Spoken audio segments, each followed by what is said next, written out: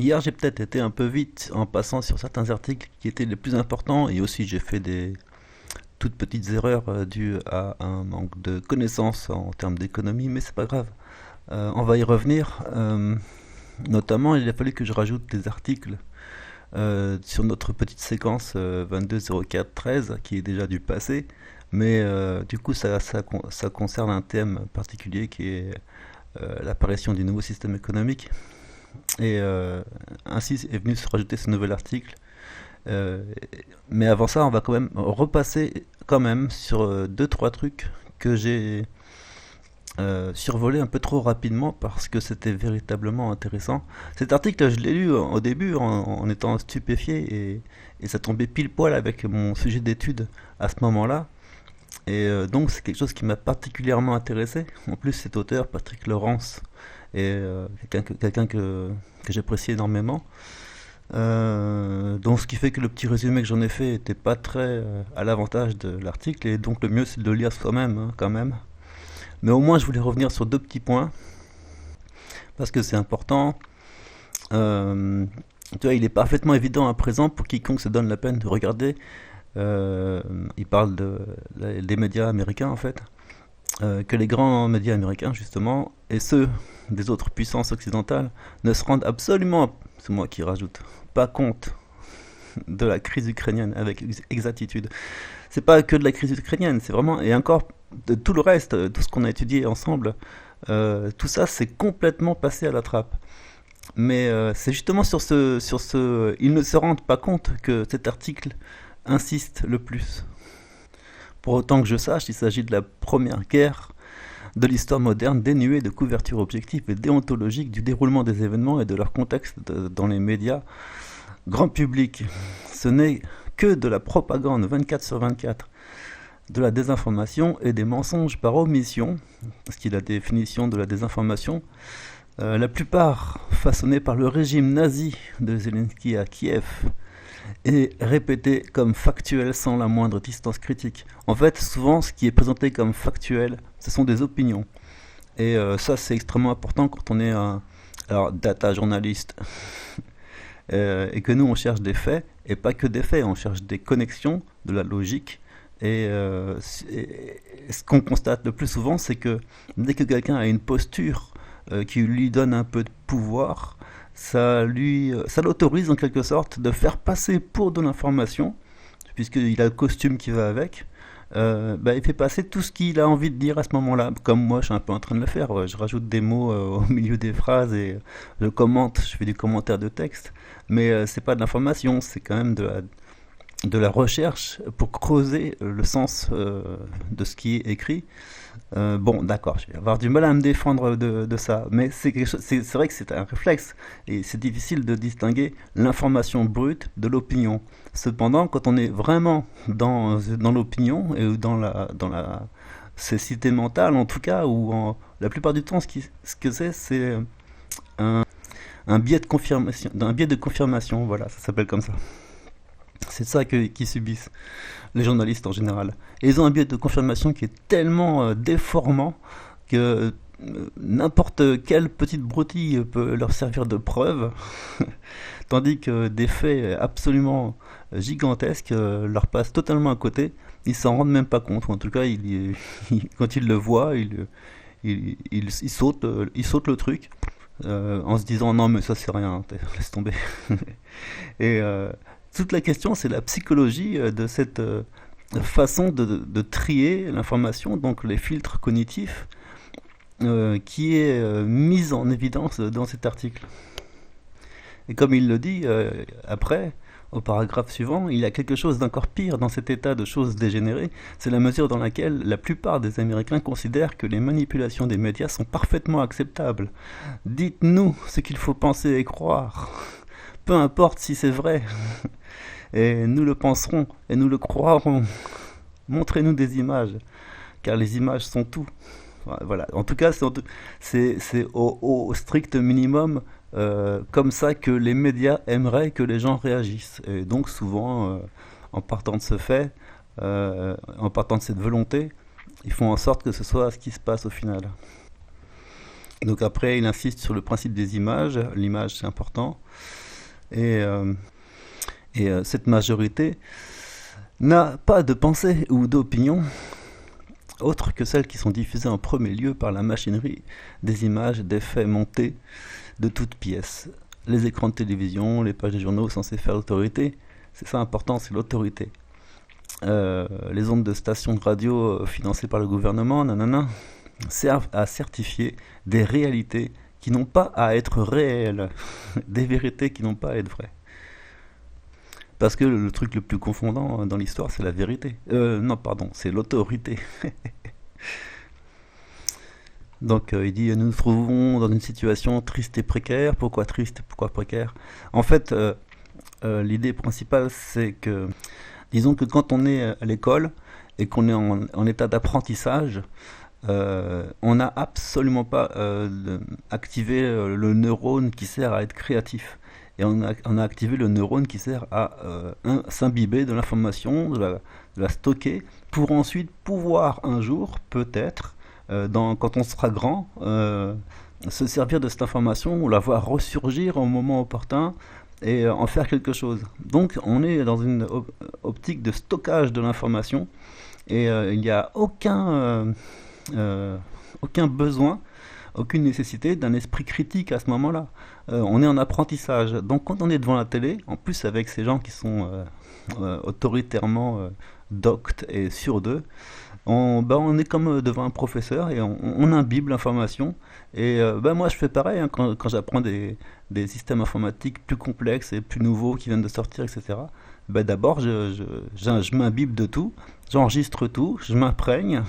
Et puis plus tard, je commencerai à réfléchir en me disant ouais, mais ça, attends, c'est un peu con, etc. Mais voilà, le moment, le moment où on passe à la réflexion et à l'analyse, c'est un moment où on a déjà possession de toutes les informations sur une table, disposées devant nous, et là on peut commencer à faire des liens entre les choses. Pourtant, ce moment-là n'arrive jamais, parce qu'on est toujours dans la précipitation et dans l'agglutination de nouvelles informations qu'il faut accumuler, mettre dans les étagères, stocker, ranger. Et finalement, les gens ils font un peu comme mon site web il fait là, stocker l'information, c'est tout. Après l'opinion, c'est après qu'on peut la construire à partir des liens qu'on peut établir entre les choses. Mais en termes généraux, la population, elle est absolument pas elle a ni le temps, ni l'occasion, ni l'opportunité. C'est comme la définition d'un crime, quoi. Mais là, c'est l'inverse, exactement. Et ni les moyens de procéder à une analyse critique de l'information. Alors, si à ça on ajoute que les 5 semaines qui se sont écoulées depuis l'intervention du 24 février ont été choquantes en ces deux points, alors il parle de ces deux points précédents, c'est-à-dire la tristesse, ce qu'il appelle la tristesse, c'est le fait de n'avoir aucun lien authentique avec ses propres pensées, ou en tout cas même avec les faits énoncés. Ce sont des choses qui sont tellement distantes et lointaines que l'approche qu'on en a est véritablement qualifiable de triste. Voilà. Donc non empathique. Et deuxièmement, il met précaire pour signifier le fait d'avoir peur, d'être donc vulnérable aux manipulations. Donc c'est la vulnérabilité qui fait qu'on s'imbibe de l'information sans esprit critique. Donc là, à ce moment-là, c'est exactement dans cette, en tout cas dans cette description qu'il a donnée qu'il peut retrouver la situation actuelle. Une véracité douteuse. Alors là, il revient sur ce qu'il y avait à son époque, au moment où l'article est sorti, les deux premiers false flags.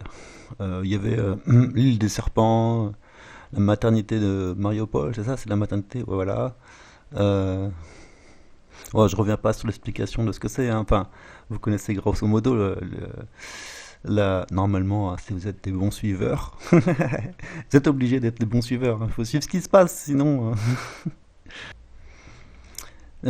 et donc, ce qu'il remarque, lui, c'est qu'on passe de l'un à l'autre et au suivant, sans jamais revenir, ni s'excuser, ni analyser les précédentes informations qui ont été balancées. C'est mensonge sur mensonge sur mensonge. Et, et même les justifications, hein. Pourquoi ne pouvons-nous pas laisser les gens croire de telles choses? Vous voulez savoir cet homme? Faut lire avant. Qu'y a-t-il de mal, en d'autres termes, à penser, à croire à de jolies fables qui ne sont pas vraies et uniquement faites pour que les gens se sentent mieux? C'est vraiment la question qu'il pose, quoi. Et évidemment, dans cet état d'esprit, toute information ou image qui vient s'ajouter à ça ne fait que confirmer la fable. Ce qui est terrible, c'est que les institutions officielles, légales, l'ONU, emboîtent le pas et prennent immédiatement des sanctions en étant scandalisés par cette vérité incroyable ils sont outrés, les gens en voyant ça, ils disent mon Dieu, mais c'est tellement vrai et tellement mal qu'il faut absolument réagir, alors que c'est absolument faux, totalement faux, et même qu'à ce moment-là, il est parfaitement normal de se dire que ils ont aucun moyen de savoir ce qui est vrai et ce qui est faux, puisque ça vient juste de se produire et qu'il y a eu juste un tweet et une image à la télé, et ça y est, les mecs, ils ont déjà sorti les sanctions, quoi, déjà. Genre, personne n'a demandé pourquoi les cadavres laissés dans la rue pendant 5 jours semblaient être tout frais. Et voilà, et pourquoi les proches ont laissé les morts dehors comme ça pendant 5 jours sans rien faire. Et Antonio Guterres, quelqu'un qui est mal, méchant, secrétaire général de l'ONU, ah oui, il est très gentil en fait, a été assez pondéré pour déclarer il est essentiel qu'une enquête indépendante détermine les vraies responsabilités. Il va la faire lui-même, l'enquête. Elle est déjà signée d'avance, c'est un script. Et finalement, des preuves finiront par apparaître, mais à ce moment-là, on parlera d'autre chose. Nous savons également que pour la plupart des gens, ni les preuves, ni l'absence de ces preuves comptent. Ce qui compte, c'est la première image. On nous dit une fois de plus ce qu'il fallait penser et croire, et la plupart d'entre nous allons le penser et le croire. Ça, c'est un mec devant toutes les télés. J'aime bien cette image, du coup, elle fait un choc dans le récit. Et puis surtout, il faut dire que une des stratégies principales de la désinformation, de la propagande, c'est que la première image qu'on a de vous est celle qu'on garde pour toujours. Donc c'est la première image qu'on fait, c'est la première idée qu'on sort, c'est la première fois qu'on entend parler de quelque chose, on le mémorise et on le classifie dans la catégorie de ce qui a été annoncé. Donc on dit crime du jour, 2 points. Et voici l'information, Butcha. Oh mon Dieu, oui mais Butcha c'est faux. Oui mais c'est quand même le crime du jour. Et ça restera toujours le crime. Donc un crime de un jour. Mais revenir sur la définition qui a été donnée, crime, alors que c'était pas du tout crime mais mensonge, ou alors falsification, provocation. Les Russes ils appellent ça provocation à chaque fois. Ça c'est très difficile. C'est un peu comme c'est le piège des mots. Hein. C'est quand on dit vaccin, on dit ah bah donc c'est un vaccin. Oui mais il est pas bon. Bah quoi, c'est comme un vaccin. Non, c'est pas un vaccin. J'explique. C'est donc le premier terme qui a permis la classification de l'information, qui fait l'information. Ça c'est important à comprendre. Après, tu peux déjouer le truc, dire que c'était faux, faire ce que tu veux, te débattre. Non, t'es coupable, c'est fini. Et même, ils peuvent s'excuser, hein. Ils peuvent dire ouais, excusez-nous, on a dit des bêtises. Même, ils pourraient le faire. Ils pourraient dire ah, écoutez, on a déconné. Ça marcherait même pas. Par contre, ça marche un peu dans l'autre sens. Dans le genre, quand quelqu'un de plus officiel dit quelque chose que ce qui a été dit par des analystes qui sont obscurs, là ça marche. Tu peux dire désormais, presque universellement accepté par l'Occident, l'intervention russe n'avait rien à voir avec l'expansion de l'OTAN et était non provoquée. Ce qu'il faut lire et comprendre par l'intervention russe avait tout à fait à voir avec l'expansion de l'OTAN et était provoquée par l'OTAN. C'est ça la réalité. Donc une réalité qu'il faut comprendre grâce à des analyses et des documents et faire le lien avec des discours. Les gens font des analyses de ça et ils finissent par en tirer des conclusions et dire ben voilà ce qui s'est passé. L'information monte progressivement comme une bulle vers la conscience des gens et au moment où il y a trop de monde qui commence à se poser des questions, un mec apparaît, il te dit l'inverse de ce qui est vrai textuellement et il te dit oh non écoutez je suis scandalisé par ces mensonges qui traînent comme ça parmi la population des ignorants. Je vais vous dire vraiment moi ce qui est vrai c'est que nous ne sommes pas du tout responsables. Faut rigoler quoi. Et là ça marche, dans ce cas là ça marche. Tu peux réformer un doute. Et c'est là qu'on en arrive à la partie substantielle, avec Hannah Arendt, qui est une autrice, qui est un auteur, on va dire, largement référencé sur cette base documentaire. Et donc au début, quand on commençait ce site, on a découvert ça en étant assez stupéfié par la clairvoyance et la limpidité des propos de cette personne. Et finalement, on a découvert que c'était un personnage, un philosophe historique quand même, et notamment sur ce point précis. C'était au moment du Pentagon Papers, en 1971. Elle publie un livre, Le mensonge politique. Et donc elle parle du glissement de l'Amérique vers une sorte de psychose collective qu'elle appelle la défactualisation. Les faits sont si fragiles dans la mesure où ils ne racontent pas d'histoire en eux-mêmes, ils peuvent être assemblés pour signifier ce que l'on veut qu'ils signifient. Cela les rend perméables aux manipulations et aux affabulateurs. C'est-à-dire que ce dont on a besoin, c'est d'une histoire à raconter pour pouvoir assembler l'information.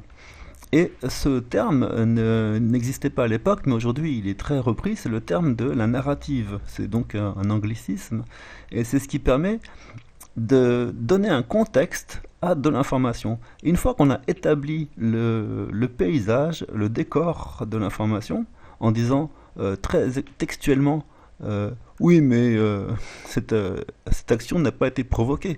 Et ça n'a absolument rien à voir avec l'expansion de l'OTAN. Nous sommes tout à fait d'accord là-dessus. Donc on a le décor, et à partir de ce décor, tu peux décliner les informations qui arrivent. Tu vois un cadavre dans une rue et tu dis oh mais attends, mais putain, mais quelle bande de connards, c'est pas du tout provoqué et les mecs ils font ça quoi. Donc en fait, quand elle dit les faits sont fragiles, c'est-à-dire que quand on est dans un stade de compréhension des événements, on a des faits qui ne sont pas encore assemblés ensemble, qui ne forment pas encore une histoire. L'histoire est quelque chose qui permet de stocker l'information et l'ensemble de l'information dans très peu de mémoire, très peu de place de mémoire. Donc on peut juste avoir un seul petit tiroir dans lequel on met toute l'histoire. C'est ça l'histoire, c'est ça la narrative. Tant qu'on n'a pas cette explication globale, eh ben on a des papiers qui traînent sur le bureau et qui sont mélangés et on ne sait pas trop où on en est. C'est un peu ça l'idée. Donc Arendt se rend compte de ça. Le mensonge délibéré s'appuie sur des faits contingents, c'est-à-dire des sujets qui ne portent en eux-mêmes aucune vérité inhérente, aucune nécessité d'être ce qu'ils sont. Les vérités factuelles ne s'imposent pas en elles-mêmes comme la vérité, parce qu'il leur faut une histoire, il leur faut un décor. En tout cas, si ces faits construisent un décor, il faudra encore que ce décor soit avalisé et possible à énoncer publiquement sans avoir peur de se faire taper dessus déjà. Ça c'est encore un truc. Donc du coup, un cadavre dans cette rue ukrainienne, comme je disais tout à l'heure, peut se voir attribuer une signification qui, une fois établie, est difficile à effacer, même par la preuve du contraire. On est d'accord. Donc voilà, ça fait un demi-siècle qu'elle a écrit ça, mais bon. Alors lui, il explique, le monde tel que nous souhaitons qu'il soit a de plus en plus d'importance. Ça, il le dit, du coup, alors c'est intéressant, on peut faire un exercice, dans le contexte de cet article qui explique que l'image prédomine sur les faits, etc. Mais bon, tu peux lire cette phrase en t'extirpant du sens de cet article pour lui faire dire l'inverse, et d'ailleurs, moi, c'est ce que je pense. Le monde tel que nous souhaitons qu'il soit a de plus en plus d'importance sur la façon, sur ce qu'il est en réalité. Ce qu'il faut, c'est être dans l'idéalisme, l'utopie, et essayer de faire prédominer des idées positives sur des faits qui sont accablants. Et donc, redéfinir, en tout cas, s'attacher au sens des mots et au sens des phrases, au sens des choses, telles que ça devrait être dans l'idéal. Voilà, je viens de te retourner la tête en inversant le sens de cette phrase, mais c'était juste pour l'exercice. Et comme ça, je peux démontrer qu'avec une bonne narrative, on peut faire dire ce qu'on veut aux choses. Après, il parle d'un autre auteur qui s'appelle Daniel Boorstin, qui publiait, alors largement inconnu, il explique l'image, qu'est-ce qui s'est passé dans le rêve américain. Euh, je décris le monde que nous avons créé, comment nous avons utilisé notre richesse, notre alphabétisation, notre technologie et notre progrès pour créer une forêt d'irréalité qui se dresse entre nous et les faits de la vie. Là, c'est encore une approche plus sociologique, et je suis sûr que ça doit être extrêmement intéressant du coup. Et après, il enchaîne sur le chagrin et la pitié, donc encore un autre film qui est très, très méconnu, c'est un documentaire. Là aussi, bon, j'en avais parlé rapidement, mais c'était pour dire que ça parle grosso modo un célèbre documentaire explosif qui a forcé les Français à réaliser l'ampleur de leur collaboration avec les nazis pendant les années d'occupation de la France. Voilà, le chagrin et la pitié met en place sans relâche la fable nationale selon laquelle les Français avaient tous été des héros de la résistance, c'est ce que je disais, et l'avaient aidé ou s'étaient opposés d'une manière ou d'une autre, en tout cas dans leur imaginaire, hein. S'étaient opposés au régime collaborationniste de Vichy du maréchal Pétain, héros de Verdun,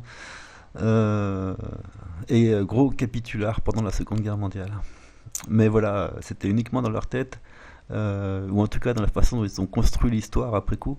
Mais dans les faits, quand on leur demande en fait, qu'est-ce que vous avez fait à ce moment-là, qu'est-ce qui s'est passé, alors, comment est-ce que vous avez réagi, oh bah je me suis caché, j'ai rien pu dire, j'ai eu peur, etc.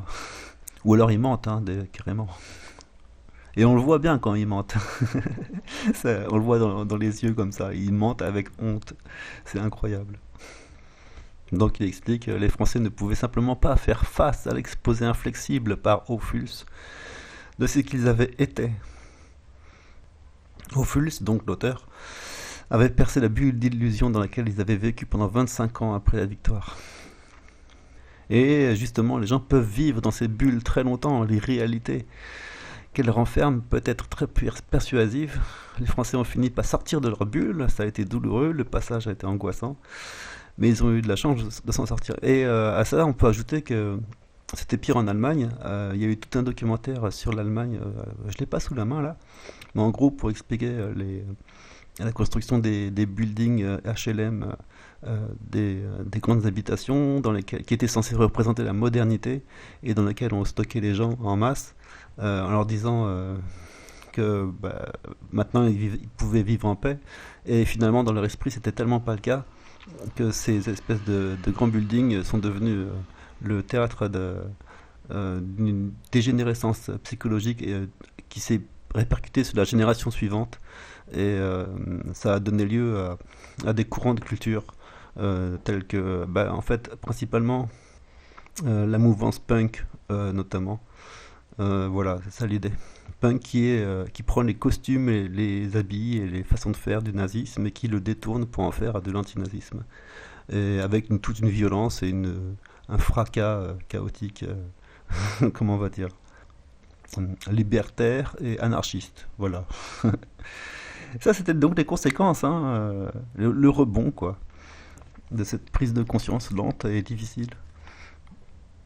Donc voilà, aurons-nous une période de chagrin, de pitié? Sortirons-nous de notre bulle en étant meilleurs? Voilà, bonne question. Je te l'ai mis là en plus le lien vers le chagrin et la pitié. Voilà, j'ai changé le truc. En fait, c'est un documentaire fait par une personne qui est très très intéressante sur l'analyse des films parce qu'elle te décortique d'un point de vue scientifique. Moi, je trouve que c'est scientifique de donner des concepts et des explications sur la façon dont se construit le scénario. Enfin bref, tout ce qui relève de la construction du film, c'est extrêmement bien décortiqué, analysé, décrypté dans cette vidéo par cette personne. Comment elle s'appelle déjà? Enfin, la chaîne s'appelle Cinéma et Politique. Donc, vous pourrez aller voir ça. Voilà, ça c'était juste pour le premier article. Au moins, je lui ai rendu hommage proprement. Et je trouvais que ça revenait. J'étais en train de réfléchir à ces questions-là au moment où cet article est apparu. Donc, ça m'avait beaucoup intéressé. Allez, on passe à la suite. On passe à la suite.